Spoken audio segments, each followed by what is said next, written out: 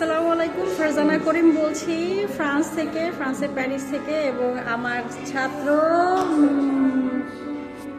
আকাশ বিশ্বাসের সাথে এখন আমি বসে আছি ওর রেস্টুরেন্টে। কেমন আছে আকাশ বিশ্বাস? ভালো আছে, আপনি ভালো আছেন? হ্যাঁ আছি আলহামদুলিল্লাহ। এখন কেমন লাগছে? তুমি তো হাঙ্গেরি স্টুডেন্ট ভিসা নিয়ে তারপরে ফ্রান্সে আসছো। ফ্রান্স কেমন লাগছে তোমার কাছে? হ্যাঁ, হাঙ্গেরি থেকে তো আমি স্টুডেন্ট ভিসা নিয়ে হাঙ্গেরি আসার পর তারপরে এখানে মুভ অন করছিলাম।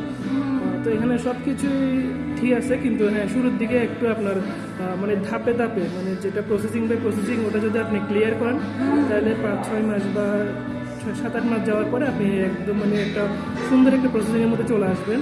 এরপরে আপনি চাইলে স্টাডিও করতে পারবেন এইখানেই, আবার স্টাডিও করতে পারবেন, আবার স্টাডির পাশাপাশি জবও করতে পারবেন।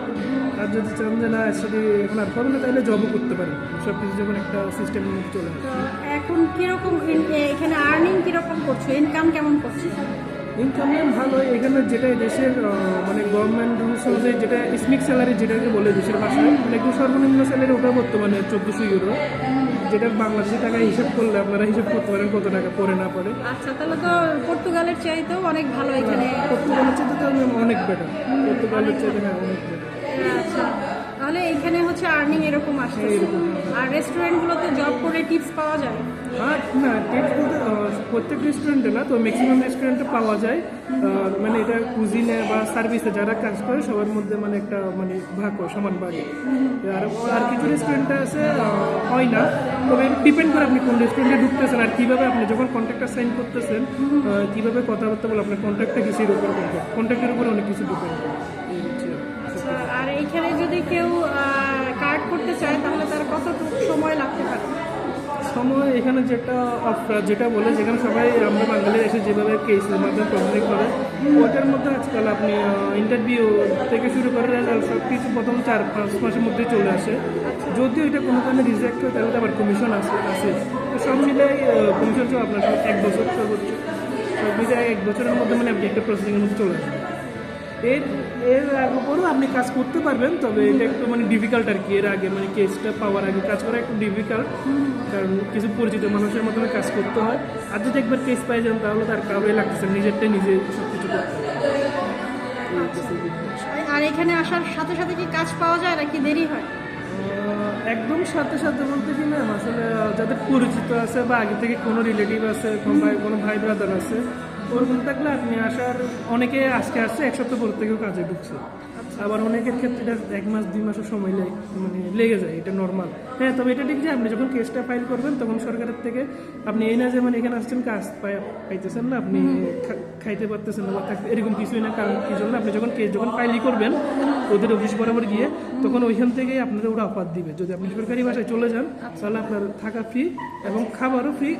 ওর সব কিছু করে আবার আপনার এখানে টাকায় মেবি 150 নাকি 210-50 এরকম পে করে। হ্যাঁ, আর যদি ওরা বলে যে না বাসা এখন খালি নেই, আপনি থাকেন আপনার মতো, আমরা আপনার তাইলে মেবি 450 নাকি 400 বেশি এরকম পে করে।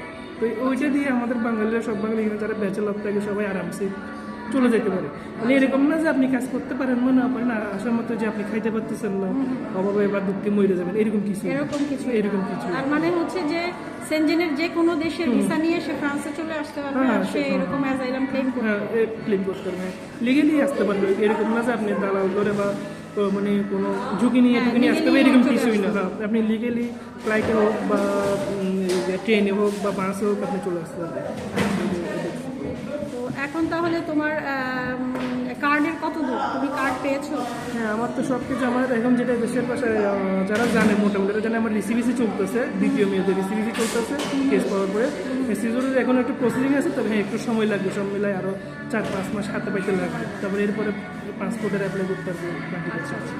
তারপরে তো পাসপোর্টের অ্যাপ্লাই করতে পারবে।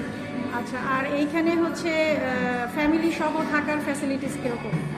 যে কেউ যদি ফ্রান্সের কার্ড পায় তখন সে ডিপেন্ডেন্ট ভিসা কিভাবে আনতে পারবে? হ্যাঁ, এটা এখানে কথা হচ্ছে আপনি যখন কেসটা পাইছেন বা কেস যখন ফাইল করছেন তখন যদি আপনি মানে অলরেডি মানে বিবাহিত থাকেন, সব কিছু যদি মানে ওদের কাছে উল্লেখ করেন, আবার উল্লেখ না করলে কোনো কিছু করতে পারবেন না।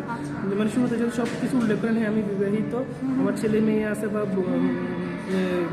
মানে স্ত্রী ওয়াইফ আছে, তাহলে আপনি কেস পাওয়ার পরে আবার ওদের কাছে মানে যে অ্যাপ্লাই করতে হবে যে আমি এখন আমার ফ্যামিলি আনতে চাই, তাহলে হ্যাঁ, এখন যেটা আমি শুনতেছি, আমি তো বিবাহিত না অতটুকু, কিন্তু আমি যতটুকু শুনতেছি আমার আশেপাশে মানুষের দেখবা যতটুকু দেখতেছি, মানে এখন আগে প্রসেসিংটা অনেক মানে লেন্থি প্রসেস, মানে অনেক সময় সাপেক্ষ বিষয় ছিল, কিন্তু এখন খুব দ্রুত করতেছে। মানে আপনি যেদিন থেকে অ্যাপ্লাই করবেন সব কিছু যদি আপনার ঠিকঠাক থাকে তাহলে মোটামুটি 5-6 মাসের মধ্যে আপনি ওয়াইফিকে নিয়ে আসতে পারবেন। আর যেটা ছেলে মেয়ের বিষয়ে, ছেলে মেয়ে যদি 14-15 বছর পর্যন্ত থাকে তাহলে ঠিক আছে, আনা যায় অটোমেটিক্যালি।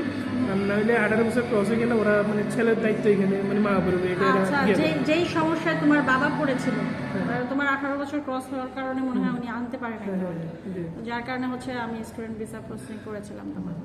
তো এখন হচ্ছে যে পর্তুগালের টিআরসি নিয়ে কি ফ্রান্সে কাজ করা যায়? পর্তুগালের টিআরসি নিয়ে এটা আমি আগে ইজিলি কাজ করা যাইতো, এখনো অনেকে কাজ করে, কিন্তু এখন ওই নাকি যেটা একটা শুনছি মানে সিস নাকি কি একটা অন্তর্ভুক্ত মানে সব ইনফরমেশন থাকে। তো এর ফলে হয় কি, আপনি যদি পর্তুগালে যদি আপনার কন্ট্রাক্ট চলতে থাকে বা ওইখানের যেটা বলে আমি তো ঠিক জানি না, মানে পর্তুগালের কন্ট্রাক্ট না, পর্তুগালে সে টিআরসি নিয়েছে, সে কখনো ফ্রান্সে আসে নাই, বাট পর্তুগালেই সে ছিল, সে টিআরসি কার্ড নিয়েছে, নিয়ে সে এখন ফ্রান্সে আসতে চাচ্ছে কাজ করতে, সেটা কি সে পারবে কিনা? সেটা আসলে ডিপেন্ড করে অনেক ক্ষেত্রে। আপনি যেখানে কাজ করতেছেন মানে ওইখানের মালিকে বা ওইখানের ওনারে আপনার এটা অ্যাকসেপ্ট করতেছি। তার মানে হচ্ছে পরিচিত হলে তখন কাজ পরিচিত করা হলে, যেমন আমাদের রেস্টুরেন্টে একজন করে, আমার জানার মতো আমাদের এখানে একজন করে, এটা হচ্ছে এখন ওর সাথে সম্পূর্ণ কথা হচ্ছে এগুলো মালিকের আন্ডারস্ট্যান্ডিং থাকতে হবে ওনারের সাথে। আচ্ছা, ওনারের যদি কোনো সমস্যা না হয় তাহলে আপনি ইজিলি তাহলে কাজ আর করতে কোনো পারবেন, সমস্যা তাহলে কোনো তাহলে ইজিলি কাজ করা যাবে, এটা হচ্ছে কথা। এটাই হচ্ছে বিষয়। তাহলে আমরা তোমার কাছ থেকে কি আশা করতে পারি পরবর্তীতে, আমরা যদি পর্তুগাল থেকে লোক পাঠাই, তুমি এইগুলো প্রসেসিং করে দিবা কিনা? হ্যাঁ, এটা তো নর্মাল, এটা তো শুধু এটাই না, আমি যখন নতুন আসছিলাম তখন আমারও কেউ না কেউ হেল্প করছে নর্মালি। তো এটা স্বাভাবিক। এখানে যারাই নতুন আসে, কোনো বাঙালি পুরান বাঙালি মানে যারা থাকে পরিচিতর মধ্যে, ওরা যথেষ্ট হেল্প করে। মানে এই আপনার যে পিকচার বলে প্রথম শুরুতে, যেটা যেখান থেকে অ্যাপয়েন্টমেন্ট নিতে হয় ওইখানে নিয়ে মানে চিনে দেওয়া হোক, বা এখানে কীভাবে যাবে সব কিছু ঠিকঠাক করে দেওয়া হোক, বা যে ফাইলগুলো করবে কীভাবে কোথায় গেলে সহজে করতে পারবে, এগুলো সবাই সবার হেল্প করে, এটা কোনো ব্যাপার। ঠিক আছে, তাহলে আকাশ বিশ্বাসকে আমি অনেকক্ষণ ধরে রেখেছি, ওর কাজ আছে। তো সবাই দোয়া করবেন আমার এই ছাত্রের জন্য, এবং সে খুব সহজ সরল একটা ছেলে, সে যে ফ্রান্সে আসছে এটাই আমি এখন পর্যন্ত মানে বিশ্বাস করতে পারতেছি না, এবং সে যথারীতি কাজ করতেছে। তো এটা খুবই ভালো লাগছে। এবং বাংলাদেশ থেকে অথবা পর্তুগাল থেকে যারাই দেখছেন তাদের সবাইকেই হেল্প করার জন্য আমার ছাত্র রেডি। তো আমার সাথে কন্ট্যাক্ট করলে অবশ্যই তার পর্যন্ত পৌঁছাতে পারবেন। এইখানেই আমরা বিদায় নিচ্ছি। আল্লাহ হাফেজ।